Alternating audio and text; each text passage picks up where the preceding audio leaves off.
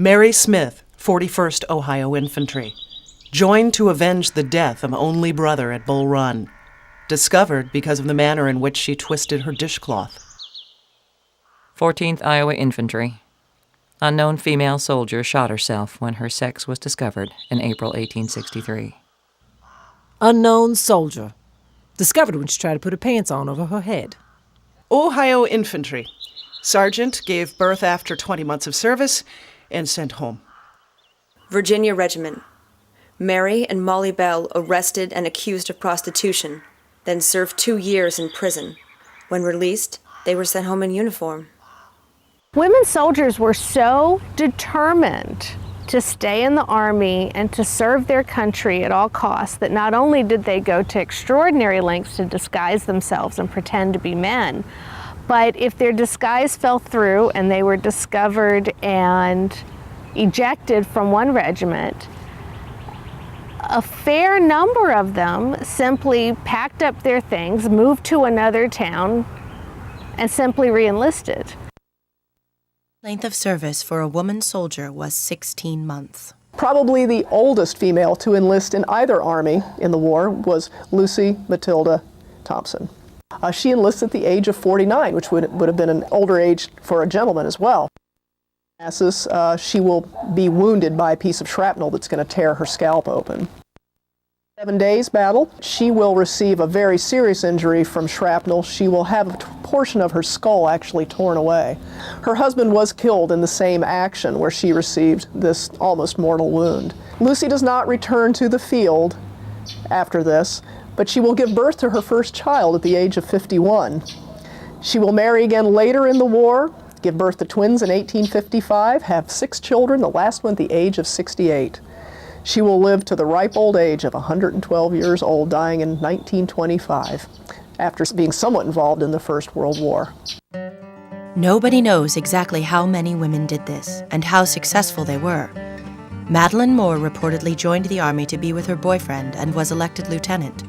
She served in West Virginia under McClellan and later at Bull Run.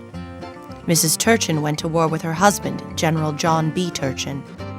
When he was taken ill in 1862, Mrs. Turchin took command of the regiment. Frances Clayton served in a Missouri cavalry regiment for 2 years and was never discovered. Usually, if a woman wished to stay in the Army, she had to switch regiments to avoid detection. Annie Lillibridge swapped a discharge with another soldier to re-enlist.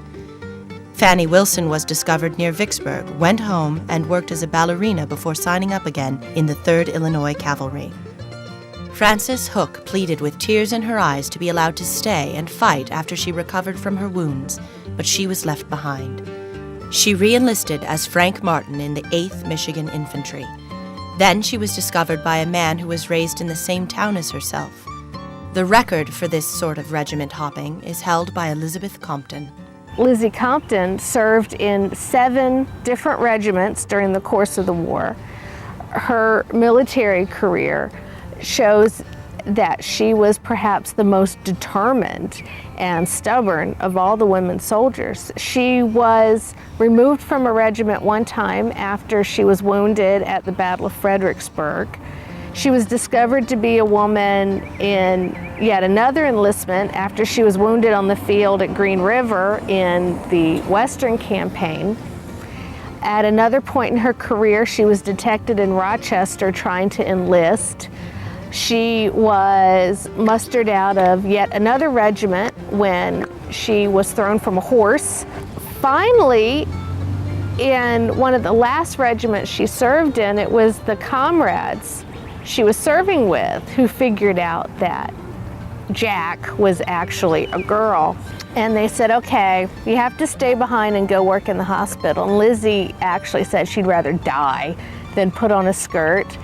And soon enough, she was detected yet again in yet another regiment. By the time the war was over, Lizzie Compton was barely 18 years old, had 7 regiments to her credit, and then she vanishes from the historical record. We have no idea what happened to her.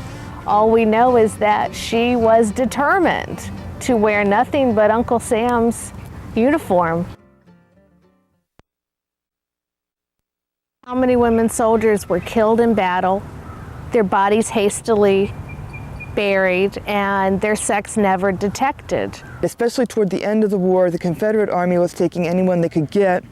There are records of women who fought knowingly as women, even by the opposite side, but they fought and were allowed to fight because there were so few soldiers left in the South.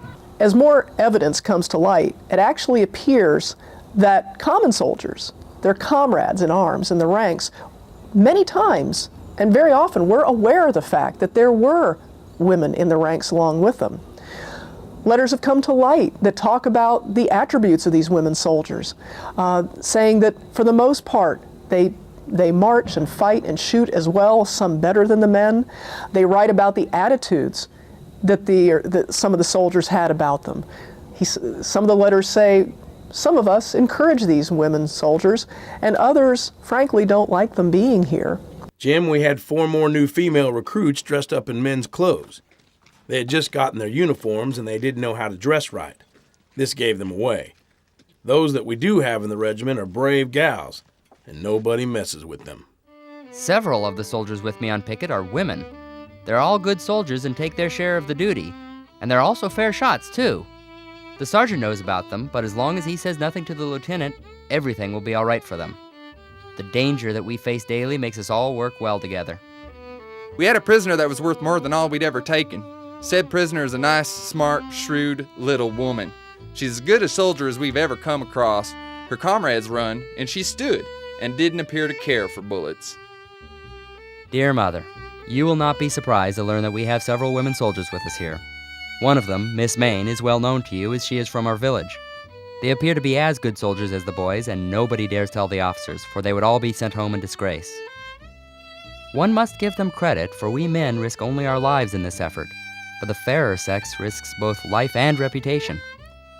I will say that the fair hand is a steady one, for several of these women warriors are the best shots in their companies. These women stand the marches as well, if not better, than the boys. To avoid detection and expulsion, many of these women are forced to practice vile male habits such as smoking, swearing, and card playing. Edward Matheny. Dear Father, I saw 3 or 4 dead rebel women soldiers in the heap of dead bodies.